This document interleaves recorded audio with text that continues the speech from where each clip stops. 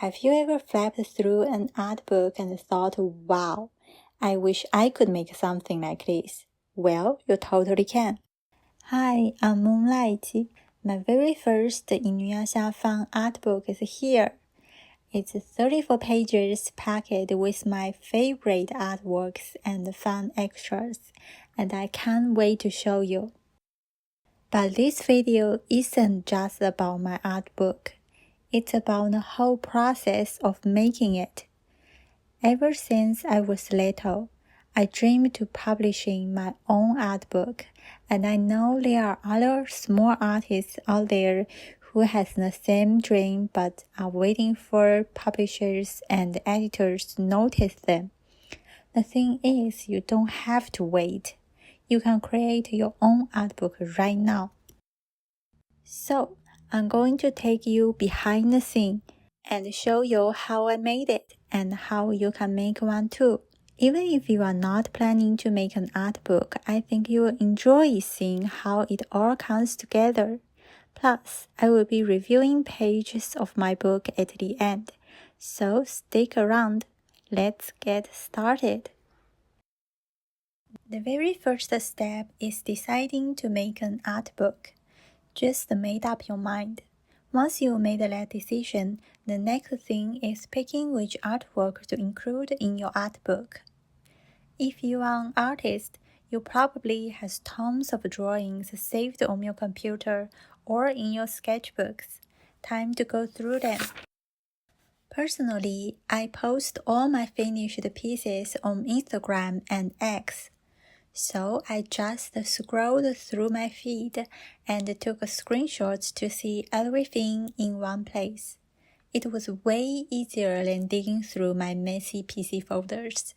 Plus, seeing which posts got the most likes and comments helped me decide which pieces to include. Since I'm a digital artist, all my artwork is already in file format, so I could just scroll through them and pick up my best pieces. But if you are a traditional artist, you will need to add an extra step, scanning or photographing your work at high resolution, so it's print ready. And because this is my first art book, I didn't want it to be too big. I had to think about both the workload and the cost, so I packed 22 of my most recent Inuyasha Fanart. Looking back at my old artwork also made me realize how much I improved. My coloring skills has come a long way. I'm self-taught and never went to art school, but last year I took some online courses that really helped me level up. If you are teaching yourself and struggling with certain things, taking a good course can make a huge difference. By the way, I've made some tutorials myself, which you can check out on my channel. Alright, once you picked your artwork, it's time for the next step. First, you need to choose the size of your art book. I went with B5 because it's a common size for self-published book in Japan, and it's perfect for showing my artwork. Whatever size you choose, I highly recommend test printing some of your art to see how it looks on paper. Screen can be deceiving. I did my test printing at a convenience store, trying both B5 and B4, which will be the size when you open the book. This helped me picture how the final book would look. Next, decide how many pages you want. This includes not just your artwork, but also the cover, intro pages, and extras. I have many artbooks on my shelf, so I just looked at some of my favorite to get an idea on what to include. Funny enough, I never ever paid attention to these intro pages before, but once I had to design my own, I realized that it's necessary. To keep things organized, I sketched out a rough page layout. This helped me plan everything without getting overwhelmed. Now let's talk about binding styles. If you never looked into this before, it might seem confusing, but don't worry, just Google it, and you will find tons of info. Most printing companies also provide easy-to-follow guides. I choose perfect binding because it's the most common style for art book and manga in Japan, and it's also affordable. Since this was my first book, I wanted to keep things simple and doable. Finally, decide how many copies you want to print. I started with 50 copies for my first batch. Now comes the part where you'll find a printing company.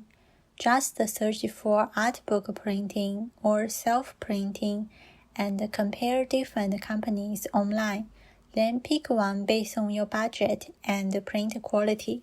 Once you choose a printer, they will give you a guide on how to prepare your files. Here are some key things to watch out for.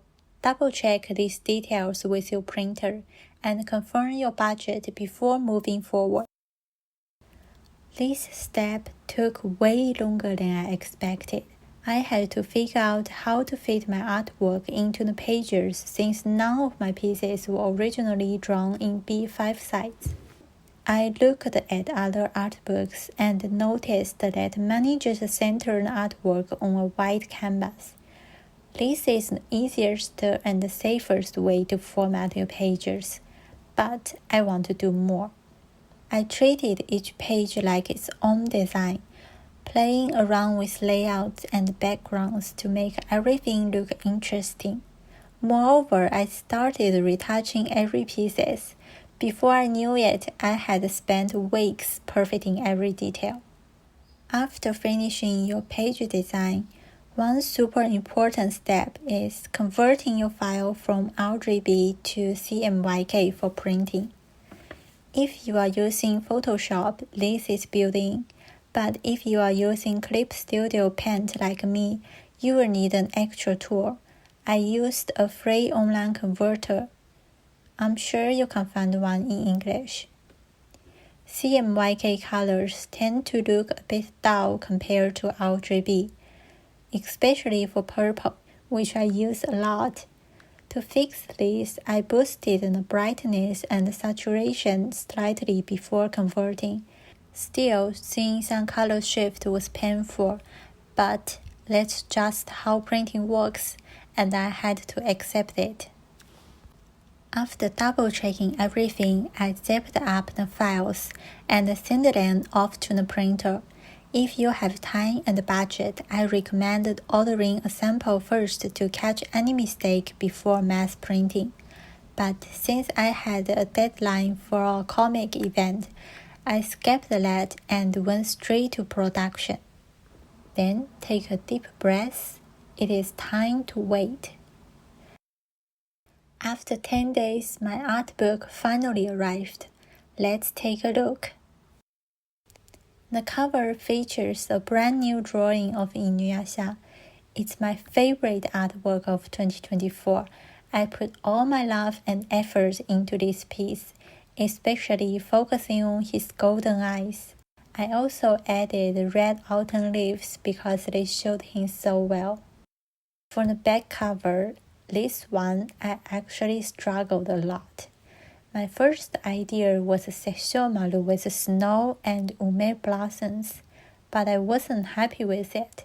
After multiple reversions, I finally went with this blue-toned design with red leaves for contrast. I love how it turned out. Inside, I won't spoil everything, but trust me, every page was made with love. It is only 34 pages, but I poured my heart into it, and I'm so happy and proud with the result. If you want to grab a copy, it's available in my store. And if you like my art, don't forget to follow me on Instagram and X. I post new artwork 3 times a week. Thank you so much for watching. Much love, and I will see you next time.